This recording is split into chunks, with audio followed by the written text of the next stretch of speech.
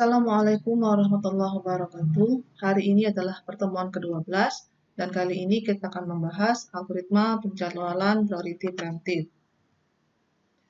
Algoritma penjadwalan priority mempunyai dua skema. Yang pertama adalah penjadwalan dengan non-preemptive yang sudah kita pelajari minggu lalu. Dan hari ini kita akan bahas yang kedua yaitu skema preemptive-nya. Algoritma penjadwalan priority preemptive adalah sebuah algoritma penjadwalan yang dapat diinterupsi oleh proses lain yang mempunyai prioritas lebih tinggi. Pada priority preemptive terdapat 5 hal yang harus Anda perhatikan. Yang pertama, pada penjadwalan priority preemptive, tabel mempunyai 4 kolom, yaitu kolom proses, arrival time, burst time, dan priority. Yang kedua, proses yang pertama dijalankan adalah proses dengan arrival time terkecil. Yang ketiga, proses yang sedang jalan dapat dihentikan oleh proses lain yang mempunyai priority lebih tinggi. Yang keempat, sama dengan priority non-preemptive, minggu lalu, priority tertinggi adalah 1. Jika ada beberapa proses dengan prioritas yang sama, maka kerjakan proses yang datang lebih dulu. Ini adalah contoh soal priority preemptive. Perhatikan bahwa tabelnya ada 4 kolom, yaitu proses, arrival time dengan satuan mikrosecond, burst time dengan satuan mikrosecond, dan priority atau prioritas. Mohon diingat bahwa ini adalah urutannya, sedangkan yang digambar tetaplah burst time-nya. Dalam soal P1, arrival time 0, burst time 10, priority 3, P2, arrival time 3, burst time 1, priority 1, P3, arrival time 4, burst time 2, priority 2, P4, arrival time 5, burst time 1, priority 4, dan P5, arrival time 6, burst time 5, dan priority 1. Dari tabel tersebut Anda diminta membuat Gantt chart, tabel waktu tunggu, dan hitung average waiting time-nya untuk penjadwalan priority preemptive.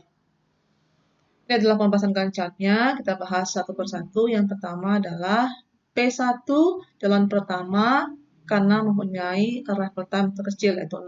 Maka P1 jalan pertama dari 0 arrival time-nya. Kemudian dalam soal tadi diketahui bahwa burst time-nya adalah 10.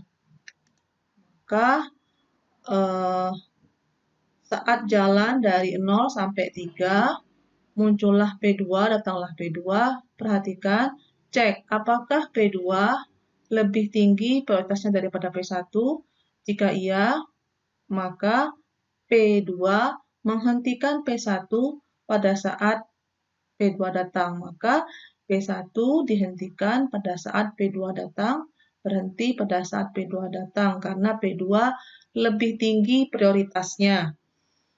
Karena P1 sudah jalan 3 mikrosecond, maka di burst time-nya P1 sudah berkurang 3 sehingga P1 sisa 7 mikrosecond.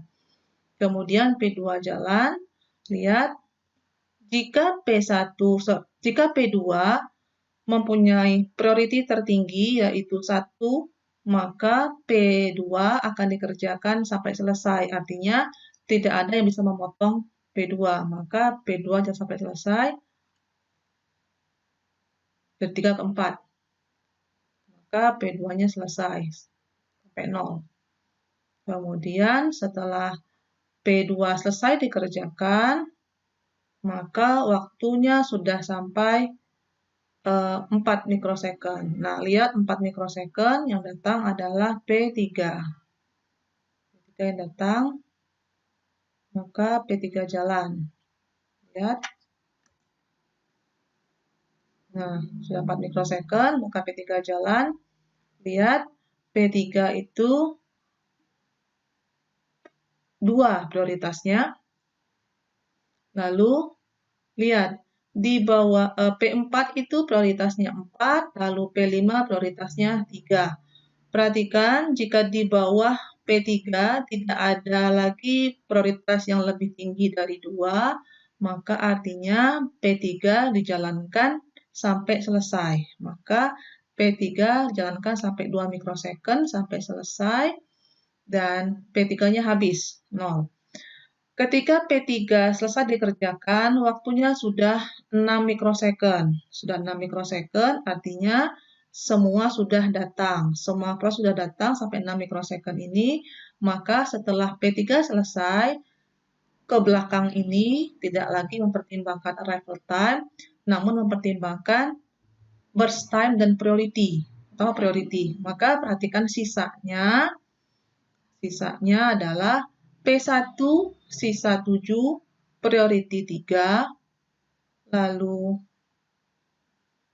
P4 burst time 1, priority 4, P5 masih 5, priority 3. Perhatikan bahwa P1 priority 3, P4 priority 4, dan P5 priority 3. Maka ada dua prioritas yang sama, yaitu P1 dan P5.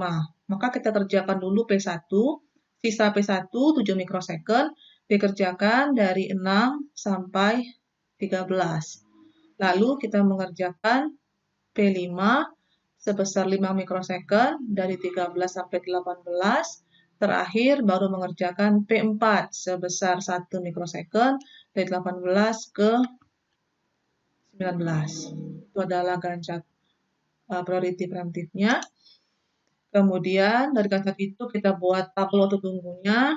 Sama seperti SCF preemptif 2 minggu yang lalu, ada dua kemungkinan waktu tunggu, yaitu waktu tunggu untuk proses yang terpotong dan waktu tunggu untuk proses yang tidak terpotong.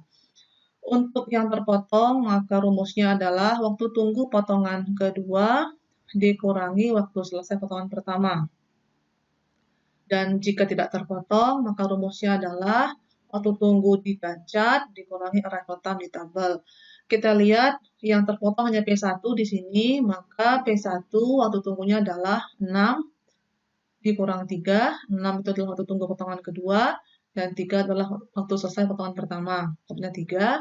P2 tidak terpotong, maka waktu tunggunya adalah 3 dari Gantt dikurangi arrival time dari tabel 3, hasilnya 0.